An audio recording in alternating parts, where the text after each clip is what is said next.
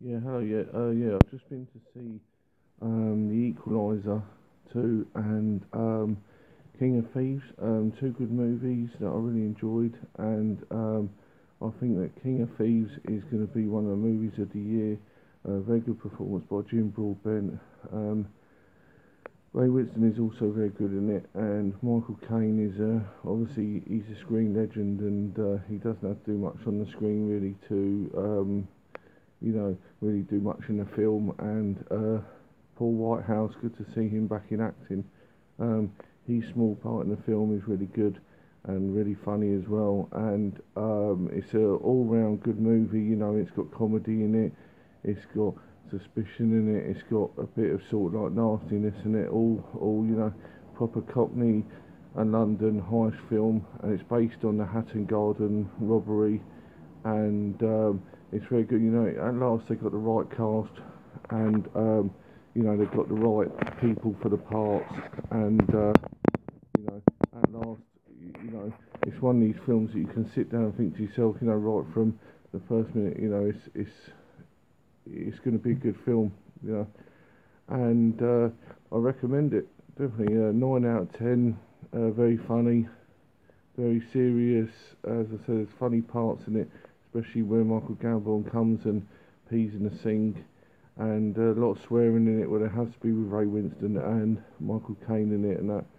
And what I'll just say also as well is I also think as well, getting those group of actors together is very hard, and bouncing off of each other and all getting camera time as well.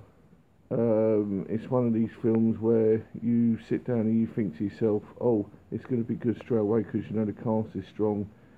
And also as well, the thing I liked about it was how they pair up in scenes where you got Jim Broadbent and Michael Caine in one scene, and then you've got David Cummings and Dave Courtney, Tom Courtney, and Michael Caine in another scene, and then you've got Paul Whitehouse and Michael Gambon in another scene, which is really good, and also the women are quite strong in the film as well.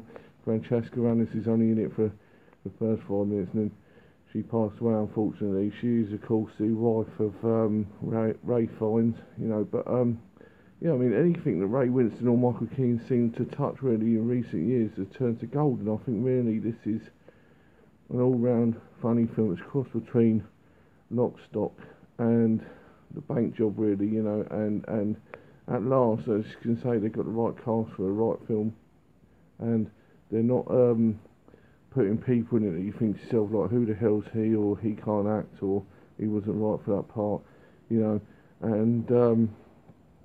I enjoyed it from start to finish. It's a great movie. I definitely recommend it.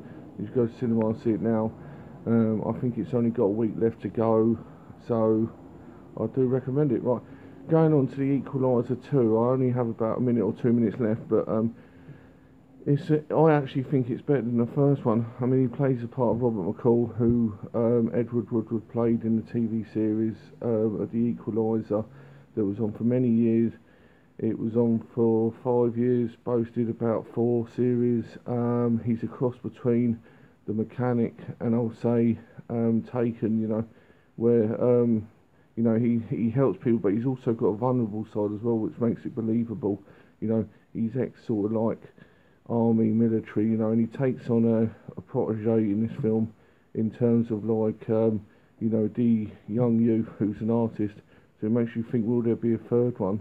And he would then become the new Equaliser once Wesley Snipes, once Denzel Washington actually retires, and actually goes back to like the more like darker side of the character, how he became that. And I like the way that he gets betrayed in it by his friends, and there's a lot of sort of like elements in it of where he's the bit where he goes into a hotel room and he sorts all the guys out, beats them all up, and because the way they treated the lady, and also as well the bit at the end when he's at his beach house when they're firing at each other. Well, I do recommend it. I'll give it 10 out of 10. So go and see